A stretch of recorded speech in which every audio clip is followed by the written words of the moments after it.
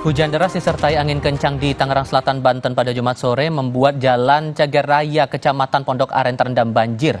Jalan Cagar Raya Pondok Aren terendam setinggi 50 cm. Selain tingginya curah hujan, banjir yang kerap terjadi ini juga diduga disebabkan sistem drainase yang buruk.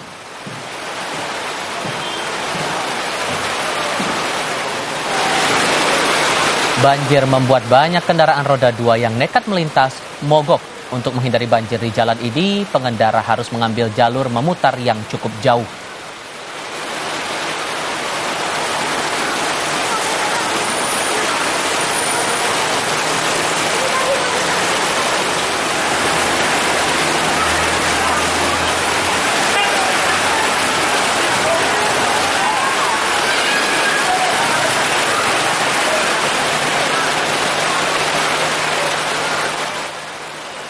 Sudah rangkaian Kompas Petang hari ini. Saya Tifa Solesa.